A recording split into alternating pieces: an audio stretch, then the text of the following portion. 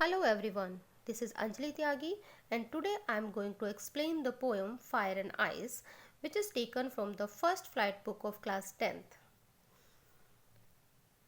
The poet of the poem is Robert Lee Frost, who was an American poet. His work was initially published in England before it was published in America. He is highly regarded for his realistic depictions of rural life and his command of American colloquial speech. Frost was honored frequently during his lifetime, receiving 4 Pulitzer Prizes for poetry. So, first of all, let's have the summary and the central idea of the poem. Fire and Ice is a short poem and it is also a symbolic poem by Robert Frost. In this poem, the poet refers to two predictions of how the world will end. Some say it will end in fire, whereas others say it will end in ice. According to the poet, fire stands for desire, greed, or lust. The more we try to satisfy them, the more they grow. There is no end to it. They spread rapidly like fire and engulf our whole life. One becomes selfish and sometimes cruel too. On the other hand, ice, according to the poet, stands for hatred, coldness, and rigidity. One becomes insensitive and indifferent towards the feeling of others. The poet says that both fire and ice are growing with such a rapid speed that the world would soon perish. Perish means to end or to die, either way, in fire or ice.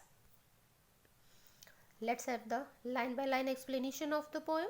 So, first stanza, some say the world will end in fire, some say in ice. From what I have tasted of desire, I hold with those who favor fire. Let's discuss the meaning of difficult words. Desire. Desire means a strong feeling of wanting to have something or wishing to for something to happen. Favor. Favor means approval or support. The poem expresses the profound idea that the world would end in either of two ways, either by ice or by fire. One group is of the opinion that someday the earth core will get so heated up that it would lead to fire, destroying the earth's surface. On the other hand, the second group says that if the temperature goes down to an extent that makes life on earth impossible, it would have the same catastrophic effect. The poet then compares fire and ice with destructive features of human emotions, desire and hatred. He says that from what he is aware about fiery desires, he would favor the ones who says that it would be fire. By saying so, he brings about the idea that human beings let their emotions rule them, and the consequences of unmonitored longing is chaos.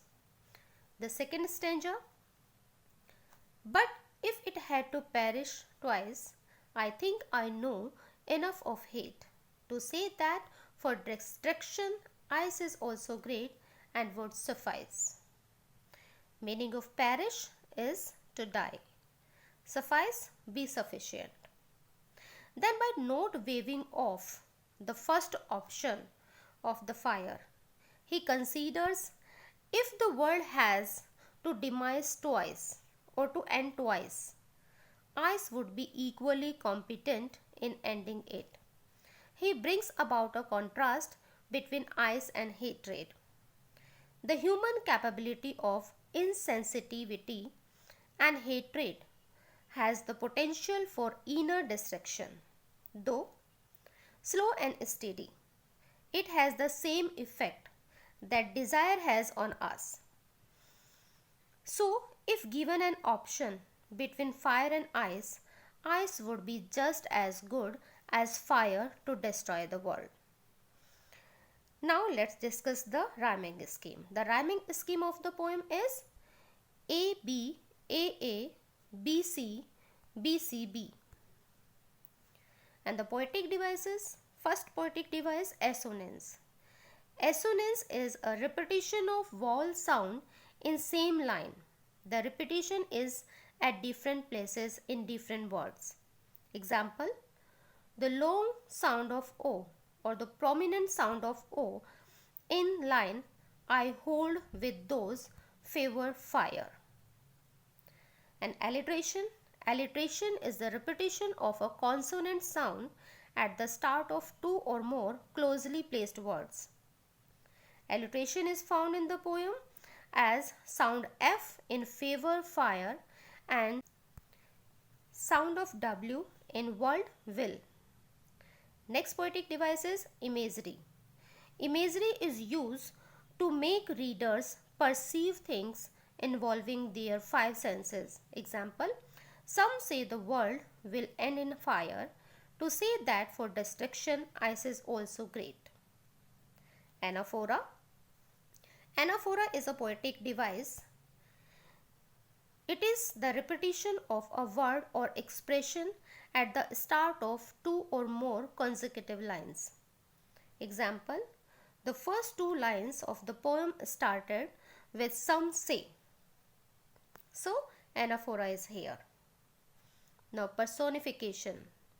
Personification is to give human qualities to inanimate objects.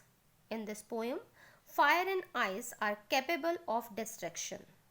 Thus, the poet personifies fire and ice by giving them mind and power to destroy anything. Enjambment. Enjambment, it is defined as the thought or clause that does not come to an end at a line break. Rather, it moves over to the next line. Example, from what I have tasted of desire, I hold with those who favor fire.